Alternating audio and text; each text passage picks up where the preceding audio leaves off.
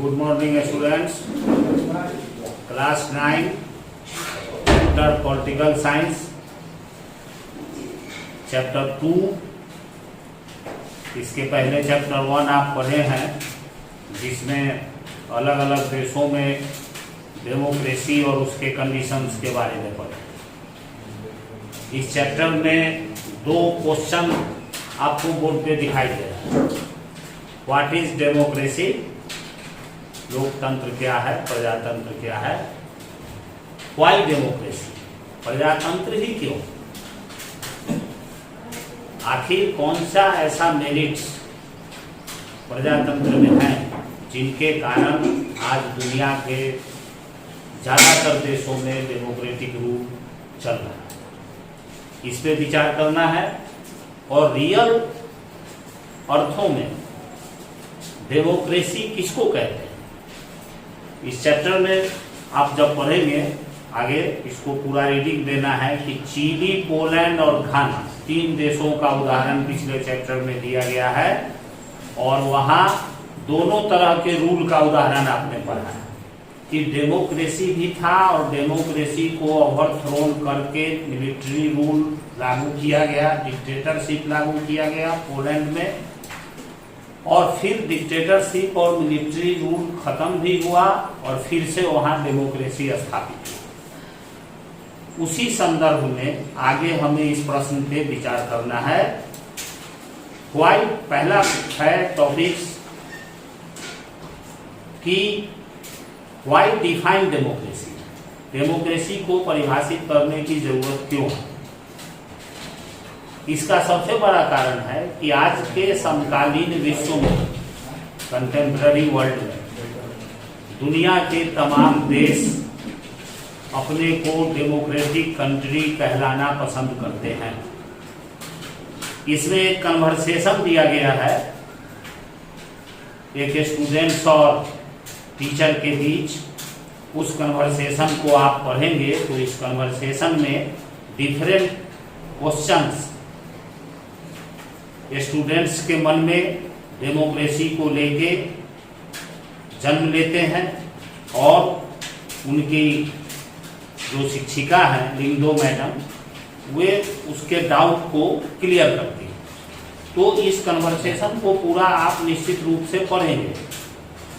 उसके बाद नीचे का जो टॉपिक्स है, ये सिंपल डिफिनीशन, इस कन्वर्सेशन को पढ़ने से और इसके पहले के चैप्टर में जो दो देशों का उदाहरण एग्जाम्पल दिया गया है, उस आधार पर डेमोक्रेसी के बारे में एक सिंपल, साधारणतया, मोटा मोटी जिसको हम डिफिनीशन कहते हैं, वो आता है निकल के कि democracy is a form of government in which the rulers are elected by the people. लोकतंत्र सरकार का एक ऐसा रूप है जहां शासक लोगों के द्वारा चुने जाते हैं। ये पोलैंड और चिली के दोनों तरह के रूल्स को देखने के बाद ये बातें सामने निकल के आई हैं।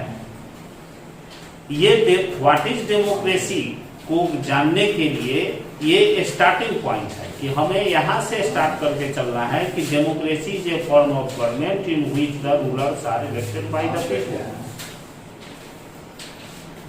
इसमें कहता है कि यह डिफिनीशन जो है हमें विभिन्न तरह के जो गवर्नमेंट दुनिया भर में है उनके बारे में विवेचना करने का एक रास्ता दिखाती है।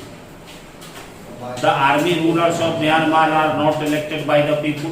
म्यांमार के जो, इसके बारे में पिछले चैप्टर में जो आप पढ़े हैं कि म्यांमार के जो रूलर थे वो लोगों के द्वारा चुने गए नहीं थे। ठीक उसी तरह डिक्टेटर पिनोचेट जो था चिली का, वह भी not elected by the people. यही बात नेपाल के किंग और सऊदी अरेबिया के किंग पे भी होती है, लागू होती है कि वे लोग भी पीपुल के द्वारा चुने गए नहीं हैं। तो एक कॉमन अर्थों में इन सारे देशों के, चिली के पिनोचेट रूल हो या नेपाल का राजशाही हो या सऊदी अरेबिया का शाह का शासन हो, इन सब देशों को हम नॉन डेमोक्रेटिक रूल कह सकते हैं, इन सब देशों को नॉन डेमोक्रेटिक कंट्री कह सकते हैं। इस डिफिनीशन के बेसिस पर, जो डिफिनीशन पहले दिया गया है कि ruler elected by the people, शासक लोगों के द्वारा चुने जाएंगे। अब ये सारे लोग राजा क्यों हैं, अपने देश के रूलर क्यों हैं? पिनोचेट मिलिट्री डिक्टेटर है जिसने चीनी के डेमोक्रेटिक गवर्नमेंट को हटा के अपना रूल स्थापित किया। नेपाल और सऊदी अरेबिया में डायनेस्टिक सिस्टम, वंशानुगत राजशाही व्यवस्था के कारण वे लोग रॉयल फैमिली के व्यक्ति होने के कारण वे लोग रूल कर रहे हैं।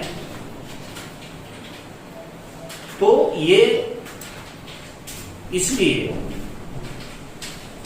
we would end up calling almost every government that votes an election a democracy, but if we use this definition in an underthinking manner, कि अगर इसको हम दूसरे तरीके से सोचे कि जैसे इलेक्टेड किया गया रूलर डेमोक्रेटिक रूलर होता है, तो क्या सभी सरकारें जो डेमोक्रेसी हैं वो एक इलेक्शन आयोजित अपने यहाँ करती है, मतलब उनके यहाँ इलेक्शन होता है। इसलिए हमें ये जरूरी है कि डेमोक्रेसी को हम और भी कई बेसिस पर इसको जानने का प्रयास करें। यही आगे बताया गया है। जैसे democracy is a form of government which the rulers are elected by the people, तो इसमें डिफरेंट क्वेश्चन एराइज होते हैं। Who are the rulers, rulers कौन होंगे, What kind of election constitutes a democratic election, किस तरह के चुनाव को लोकतांत्रिक चुनाव माना जा सकता है। Who are the people who can elect the rulers or get elected as rulers, वो लोग कौन होंगे जो रूलर को इलेक्ट करेंगे और रूलर के रूप में इलेक्ट होंगे, ऐसे कौन लोग होंगे। Finally what kind of form a government is democracy, democracy में किस तरह की सरकारें बनेगी। ये सारे सवाल features of democracy page number 26 आप देख रहे हैं। नीचे कार्टून सीरिया का दिया हुआ है कि सीरिया में नॉमिनेशन देने के लिए जाने के पहले कार्टून के रूप में बताया है कि no entry before you will fill that form में become a member in all Ba'ath parties that Syria, कि आप नॉमिनेशन फॉर्म तभी जमा कर सकते हैं चुनाव लड़ने के लिए जब आप बाथ पार्टी के मेंबर होंगे। तो क्या सीरिया का जो ये इलेक्शंस है इसको हम डेमोक्रेटिक इलेक्शन कह सकते हैं? इस सवाल का जवाब आगे के टॉपिक्स में आपको मिलेगा। डेमोक्रेसी के लिए जो ruler elected by the people के अलावा जो दूसरी चीजें डिपेंड्स करती है, जिस आधार पर हम किसी देश को डेमोक्रेटिक कंट्री कह सकते हैं, major decision by elected leaders, देश के बारे में बड़े निर्णय, पॉलिसी डिसीजन, नीतिगत निर्णय, प्लानिंग डिसीजन, योजना बनाने का निर्णय, ये लेने का पावर इलेक्टेड रूलर के हाथ में हो। यदि इलेक्टेड रूलर के हाथ में डिसीजन मेकिंग का पावर नहीं है तो वह इलेक्टेड रूलर भी डेमोक्रेटिक रूलर नहीं कहा जा सकता, वैसा गवर्नमेंट भी डेमोक्रेटिक गवर्नमेंट नहीं होगा। इसके लिए पाकिस्तान का उदाहरण दिया गया है, इसको आप डिटेल में पढ़ेंगे। इसकी मुख्य बातें हम आपको बता रहे हैं। एक घटना के बारे में बताया है कि आपने पढ़ा होगा पहले या जाने भी होंगे, सुने भी होंगे कि पाकिस्तान 1999 में भारत के क्षेत्र कारगिल पे हमला किया और यहाँ पे डिफीट होने के बाद वहाँ के आर्मी चीफ परवेज मुशर्रफ ने उस हार का कारण पाकिस्तान के प्राइम मिनिस्टर नवाज शरीफ पे लगाया और एक इलेक्टेड प्राइम मिनिस्टर को सत्ता से बाहर करके अक्टूबर 99 में मुशर्रफ खुद ही एक रूलर वहां पे बन गया, chief executive of the country, अपने को देश का मुख्य कार्यकारी घोषित कर दिया अक्टूबर 99। उसके बाद वह 2010 में एक रेफरेंडम जनमत संग्रह अपने देश में, वह भी जनमत संग्रह रियल जनमत संग्रह नहीं था, सब कुछ आर्मी की निगरानी में हो रहा था। जनमत संग्रह का दिखावा दुनिया के सामने करता है और अपने को पाकिस्तान का राष्ट्रपति प्रेसिडेंट डिक्लेयर करता है और 5 ईयर एक्सटेंशन अपने पोस्ट को 5 साल के लिए बढ़ा देता है। अब ये पाकिस्तान की मीडिया और ह्यूमन राइट ऑर्गेनाइजेशन और जितने भी डेमोक्रेटिक एक्टिविस्ट थे उन लोगों ने ये कहा कि ये जो रेफरेंडम था ये बिल्कुल फ्रॉड था, इसमें वहां के पब्लिक का कोई योगदान नहीं। उसके बाद अगस्त 2002 में उसने एक लीगल फ्रेमवर्क ऑर्डर इशू किया परवेज मुशर्रफ ने, और कॉन्स्टिट्यूशन में अमेंडमेंट किया, संशोधन करके उस ऑर्डर के तहत नेशनल प्रेसिडेंट को ये पावर दे दिया गया कि वह नेशनल असेंबली को डिसॉल्व कर सकती है। यानी नेशनल असेंबली इलेक्टेड मेंबर है, वहाँ इलेक्टेड मेंबर को डिसॉल्व करने का पावर भी खुद अपने हाथों में ले लिया परवेज मुशर्रफ संविधान में संशोधन करके। और उसके बाद एक सिविलियन कैबिनेट और एक नेशनल सिक्योरिटी काउंसिल बनाया, और एक जो सिविलियन कैबिनेट थी, नागरिकों द्वारा चुने गए प्रतिनिधियों के कैबिनेट, उसके काम को सुपरविजन करने का पावर नेशनल सिक्योरिटी काउंसिल को मिल गया, जो अल्टीमेटली वह काउंसिल का चीफ स्वयं परवेज मुशर्रफ है। After passing this law election we are held to the national and provincial assembly, और इस कानून के पास होने के बाद दुनिया को दिखाने के लिए राष्ट्रीय नेशनल असेंबली और प्रोविंशियल असेंबली के लिए इलेक्शन कराया, और उस इलेक्शन ने वह इलेक्शन बिल्कुल पूरी तरह जनता की इच्छा के विपरीत था, और उस इलेक्शन के आधार पर खुद को वह अपने आप को देश का प्रेसिडेंट डिक्लेयर इलेक्टेड करवा लिया। अब इस घटना के बारे में आप पूरे इस घटनाक्रम पर नजर दें तो यह इसमें स्पष्ट रूप से लिखा है कि the power to take final decision rested with army official and with general Musharraf and none of them are elected by the people. अब पाकिस्तान की इस कंडीशन पे आप ध्यान दीजिए कि जो इलेक्टेड मेंबर थे नेशनल असेंबली के मेंबर, एक तो वहां के इलेक्टेड प्राइम मिनिस्टर को हटा दिया गया, उसके बाद नेशनल असेंबली के जो मेंबर्स थे उनको डिसीजन मेकिंग में कोई अधिकार नहीं था, सारा डिसीजन मेकिंग जो है वह आर्मी ऑफिसरों के हाथ में था, परवेज मुशर्रफ के हाथ में था। तो ये और तो क्या इस तरह के डेमोक्रेसी को डेमोक्रेसी कहा जा सकता है? बिल्कुल नहीं, क्योंकि यहाँ डिसीजन मेकिंग पावर जो है एक आर्मी ऑफिसर के हाथ में है, न कि चुने हुए लोगों के हाथ में। उसी तरह यूएसएसआर और पोलैंड में भी और इराक में जो अमेरिका का सरकार बना, यह भी पूरी तरह डिसीजन मेकिंग का काम आर्मी ऑफिसरों के हाथ में था, इलेक्टेड मेंबर के हाथ में नहीं। तो इससे इसकी पहली विशेषता सामने निकल के आती है कि in a democracy the final decision making power must rest with those elected by the people. Democracy में अंतिम निर्णय लेने का अधिकार बिल्कुल पूरी तरह वैसे लोगों के हाथों में होना चाहिए जो लोगों द्वारा इलेक्ट किए गए हों, चुने गए। और उसके बाद दूसरा जो विशेषता है इसमें free and fair electoral competition. Democracy के लिए सबसे ज्यादा जरूरी है कि चुनावी प्रतिद्वंदिता एकदम स्वतंत्र और निष्पक्ष होनी चाहिए। अब इसमें चाइना का एक उदाहरण इसमें दिखाया है। उस चाइना के में आप इसको पढ़ेंगे तो उसमें चाइना में भी इलेक्शंस होते हैं, लेकिन क्या चाइना को डेमोक्रेटिक कंट्री माना जाता है? बिल्कुल नहीं माना जाता है, क्योंकि चाइना में जो इलेक्शंस होते हैं उसका जो तरीका है उसको आप पढ़ेंगे तो निश्चित रूप से समझ में आएगा कि चाइना में इलेक्शंस जो होते हैं वह केवल दिखावे के लिए होते हैं, लोगों को स्वतंत्र और निष्पक्ष रूप से वोट डालने की अनुमति नहीं है। पहली कि वहां before some members are elected, और वहां जो इलेक्शंस होते हैं उसको नेशनल पीपुल कांग्रेस कहा जाता है। नेशनल पीपुल कांग्रेस को पावर है कि वो प्रेसिडेंट को अपॉइंट करती है। 3000 उसके मेंबर हैं पूरे चाइना में, उसके कुछ मेंबर आर्मी द्वारा इलेक्ट किए जाते हैं। लेकिन इस पीपुल कांग्रेस का इलेक्शन लड़ने के लिए ये मैंडेटरी है, जरूरी है कि आपको चाइनीज कम्युनिस्ट पार्टी का अप्रूवल प्राप्त हो। यदि चाइनीज कम्युनिस्ट पार्टी आपको अप्रूव नहीं करती है तो आप पीपुल्स कांग्रेस के चुनाव को नहीं लड़ सकते हैं। यानी मोटे अर्थों में ये कहा जाए कि चाइना में चुनाव लड़ने के लिए कम्युनिस्ट पार्टी का मेंबर होना जरूरी है। कम्युनिस्ट पार्टी और उसके आइडियोलॉजी से मिले जुले 2-4 और पार्टियों के अलावा बाकी किसी पार्टी को चाइना में अपना एक्टिविटी करने की इजाजत नहीं है।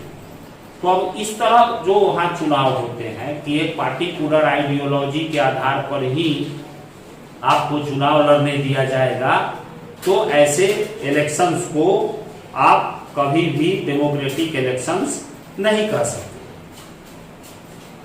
उसी तरह should be considered the election described over as example people electing the rulers। 2-3 उदाहरण और इसमें दिए हैं जहां ये दिखाया गया है कि कोई भी, जैसे मैक्सिको का उदाहरण कि मैक्सिको में PRI इंस्टीट्यूशनल रिवोल्यूशनरी पार्टी है, यह अपोजिशन पार्टी को वहां इलेक्शन लड़ने का कोई इजाजत ही नहीं है, मीडिया वगैरह भी सब एक ही पार्टी के समर्थन में रहते हैं।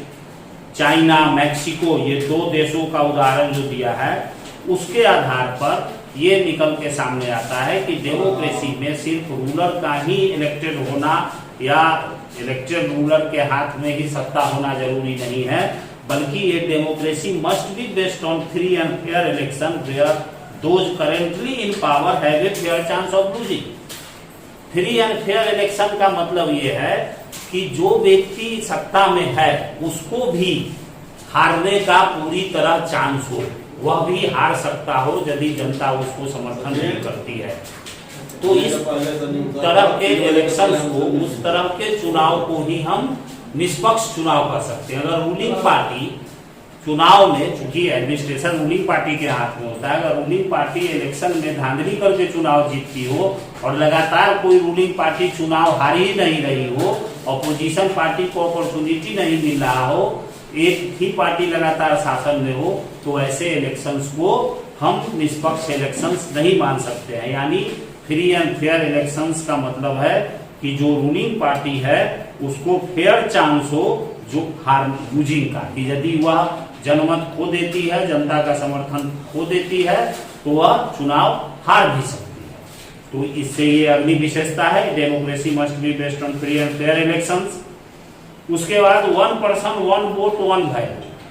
वोटिंग पैटर्न कैसा होना चाहिए डेमोक्रेसी के लिए कि प्रत्येक व्यक्ति, चाहे वह किसी भी जाति, किसी भी धर्म का हो, देश के प्रत्येक नागरिक को एक वोट डालने का अधिकार होना चाहिए और हर व्यक्ति के वोट का वैल्यू एक ही होना चाहिए।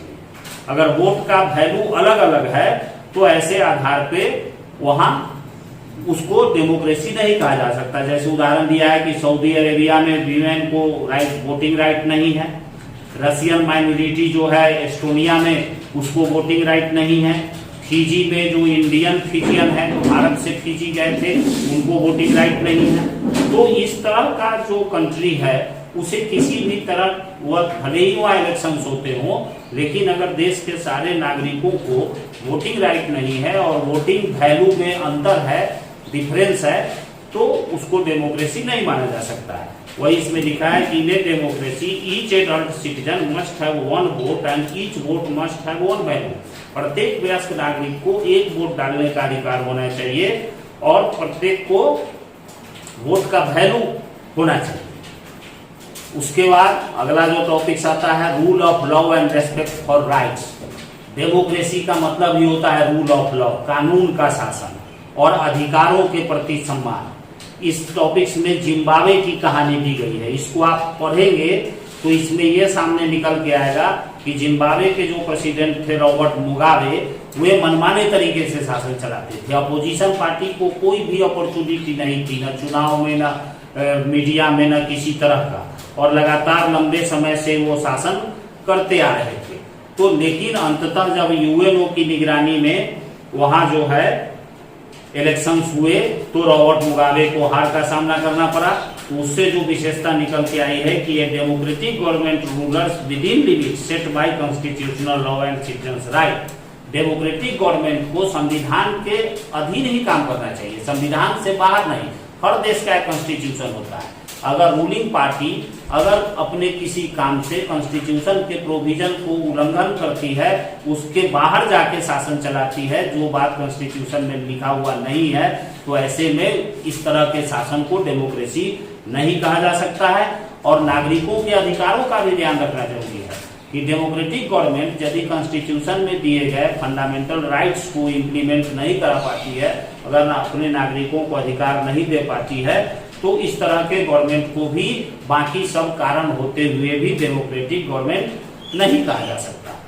लास्ट में जो इसका सबसे निकल के आया है, democracy is a form of government in which the rulers are elected by the people. और इस डिस्कशन से ये सामने निकल के आए हैं कि रूलर जो हैं वे लोगों के द्वारा चुने जाएंगे नीचे 4-5 विशेषता। Ruler selected by the people take all the major decision, लोगों के द्वारा चुने गए शासक ही सभी निर्णय लें।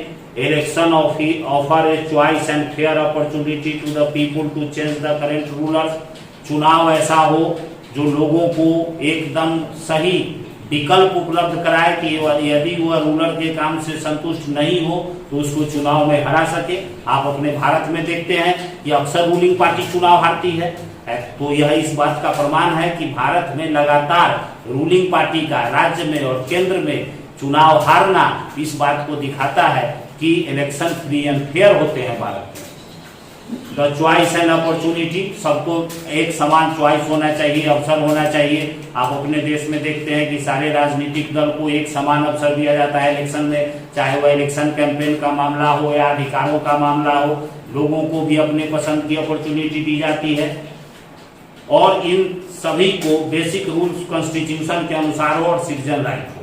ये सारे विशेषताओं को आप अपने देश भारत पे अप्लाई करके देखेंगे तो आपको लगेगा कि रियल मायनों में इंडिया में डेमोक्रेसी है। लेकिन जो देश सिर्फ दिखावे के लिए डेमोक्रेसी करते हैं उन देशों में ये सारी विशेषताएं नहीं पाई जाती। तो इन सारे विशेषताओं के आधार पर ही हम जज कर सकते हैं कि रियल में किसी देश में डेमोक्रेसी है या वह देश केवल उसका दिखावा करता है। बस एक टॉपिक्स ये व्हाट इज डेमोक्रेसी, इसमें ये जो डीप लेटर में लिखा हुआ है इस सब को हम डील किए हैं। ये सब एक एक क्वेश्चंस बनेंगे, इसको इसी तरीके से डील करके इलेक्शन में लिखना है एग्जामिनेशन में। और इसका दूसरा टॉपिक जो है अब इसके बाद सेकेंड वीडियो में व्हाई डेमोक्रेसी।